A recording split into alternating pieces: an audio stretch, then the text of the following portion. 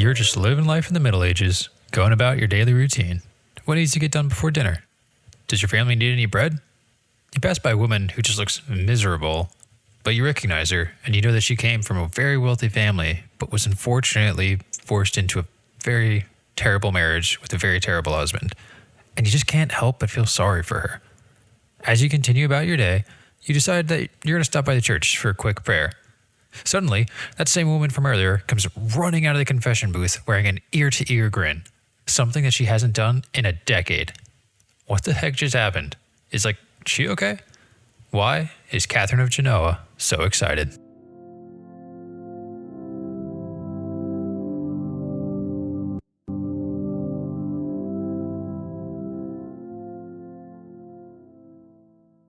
Howdy, all, and welcome back to another episode of the Sanctified Podcast, the show where we explore the stories of various saints throughout history and learn about what they did and how we came to recognize them as saints today. Today, we're going to explore the life of Saint Catherine of Genoa, an inspiration to theologians throughout history. Catherine was born in Genoa, Italy in 1447. She had 4 older siblings, and her parents were Jacopo Fieschi and Francisca de Negro, both from fairly well-to-do families. Jacopo actually became Viceroy of Naples, which would be like a governor, and the family had connections to not just one, but 2 popes, Innocent IV and Adrian V. Catherine was always a very devout child, and this was evidenced by her request to join a convent when she was just 13 years old. Though it may have been inspired by her sister, who actually was a member of that convent already, maybe just a little sibling looking up to their older sibling, but that's just kind of my hypothesis I'm throwing out there. In any case, she was rejected because she was only 13 years old. They said that she was too young to join. And after that rejection, she just kind of dropped this subject for a little while. She didn't lose her faith, but she didn't push to join the convent again. And just a few years later, her father's dying request was for her to marry Giuliano Adorno, a Genoese nobleman. So when she was just 16 in 1463, she married Giuliano. And if that wasn't a bad marriage, I don't know what is. The hope was that the feud between the families would subside after the marriage, and it kind of did, but life for Catherine was awful. Giuliano had affairs with other women, spent all their money on himself, had a terrible temper, and was known to beat her. For the first lustrum, Justice, you have been in the service of this court for almost 2 lustrums. You're a strong man and you're a brave man, Rooster. And you have at times executed your duties faithfully and well. But all too often, you have acted with excessive zeal and with What reckless... is a lustrum, Judge? 5 years. Don't interrupt.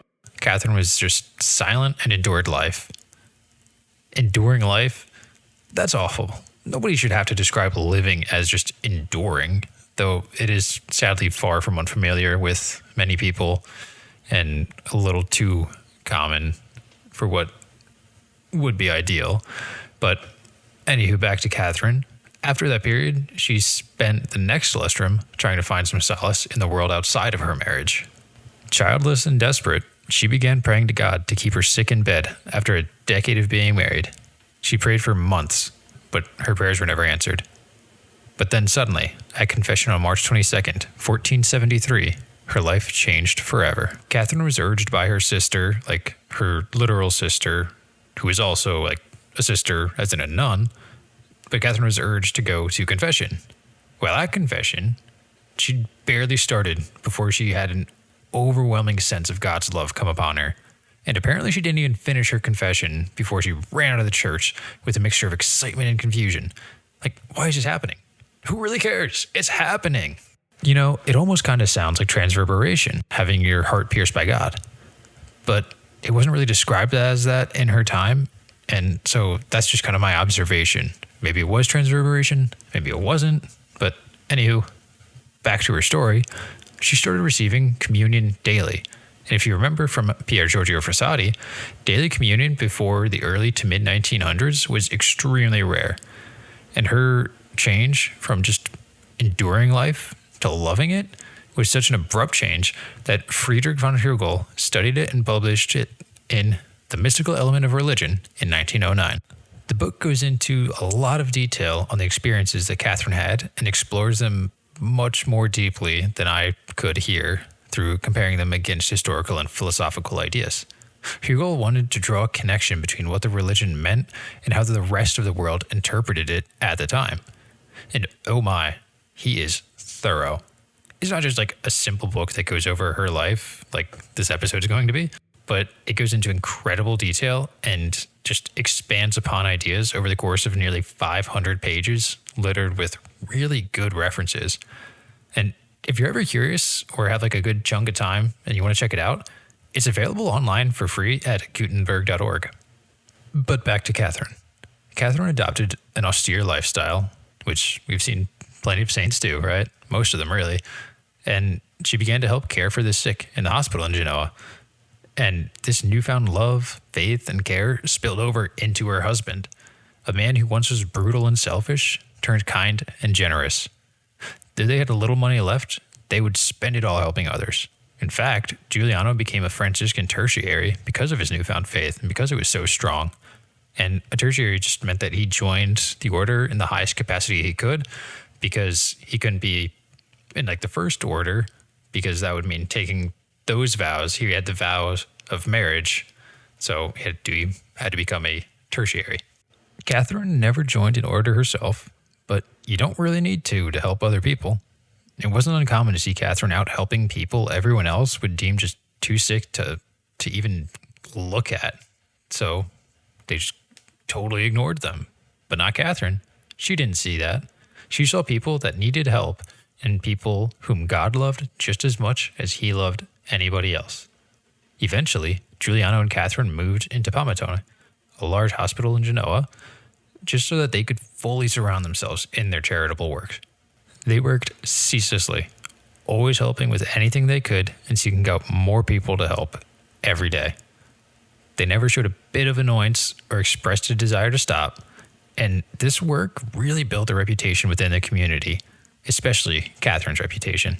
People looked up to her for both her care and her knowledge on faith. So much so that Catherine even became the manager and treasurer of the hospital, which is pretty impressive even today to be a manager of a hospital, let alone a hospital from centuries ago. Now, I did find a few references that mentioned Catherine would fast for all of Lent and all of Advent, and she would consume nothing except a glass of water mixed with salt and vinegar, maybe once a week, maybe even less often. And despite the lack of physical sustenance and nutrition, she appeared to be in excellent health during these fasts. Apparently, the love of the Lord was enough to keep her thriving. Eventually, the work at the hospital took its toll on Catherine, and she became too weak to continue. Plagued by many days of pain and suffering near the end of her life, she had visions while she teetered on the line of life and death. But then, on September 15th in 1510, she passed away. And though she never had a formal spiritual teacher, she had visions that taught her, and this is evidenced in her books, Dialogues on the Soul and the Body, and Treatise on Purgatory. Her life was also recorded in Book of the Marvelous Life and Holy Teaching of the Blessed Catherine of Genoa, or Libro de la Vita Mirabile et Doctrina Santa de la Beata Catarina de Genoa in its original language. And sorry if I butchered that pronunciation. I did my best. Now, there was debate on if the writings were hers or if they were a result of Battista Vernazza, but the latest scholarly studies do indicate that they are indeed the product of Catherine, though it's possible or maybe even likely that Battista Vernazza proofread them before sharing other copies, which could explain where the debate came from if she was a little proofreader and then was like, there's some grammatical errors, let me fix that, and then shared them.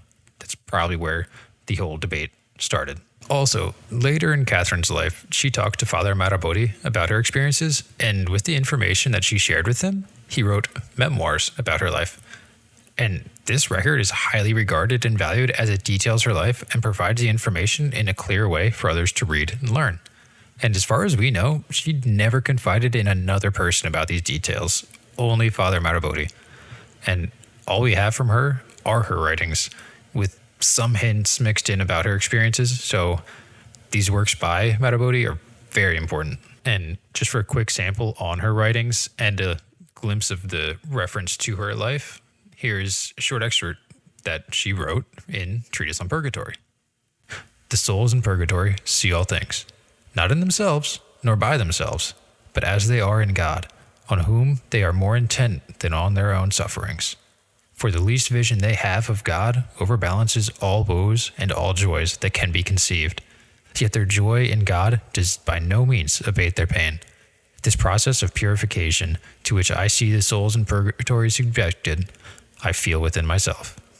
And again, that's one of the few times that she describes her experiences in her own words and really just gives you a picture of what she felt on a daily basis. She felt their pain, their joy.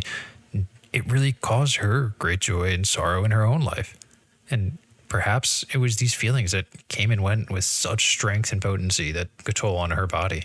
Because I couldn't imagine years and years of this could really wear a person out. Her writings were examined by the Holy Office, and they alone were deemed sufficient evidence to move forward with her canonization and prove her sanctity, which is really saying something when most other people either have to be a martyr or have to have performed miracles or perform miracles from heaven. Her writing from her visions was enough. She was beatified in 1675 by Pope Clement X, and then canonized in 1737 by Pope Clement XII. Her writing even went on to inspire theologians over the years because it was so profound. People like Robert Bellarmine and Francis de Sales and Cardinal Henry Edward Manning all studied her writings to create their own works. Also, 18 months after Catherine was buried, the tomb flooded and they had to remove her and her casket. They found the casket to be very deteriorated because of the water damage, and the shroud that she was wrapped in was just as bad. But her body was untouched. It looked as though she only died that morning, not a year and a half ago. Records also say that a number of miracles occurred around this event, but the details are kind of lost, sadly. Her feast day is September 15th, and she's the patron saint of Italian hospitals. If you have any questions, please let me know, and I will do my best to answer them. So what do you think of Saint Catherine of Genoa? Have you ever read her works, or do you plan to at all? I hope you found her story interesting, and I look forward to learning your thoughts on her. Thanks for listening. If you'd like to support the channel, you can subscribe, download the episode, like, comment, share with your friends, or send me a suggestion on a saint to check out by emailing me at sanctifiedpodcast@proton.me. You can find the show on YouTube, Spotify, Apple Music, Amazon Music, Podbean, and more. Just search for the Sanctified Podcast on your preferred medium, and I should have a few episodes uploaded there. Take care, and have a wonderful day.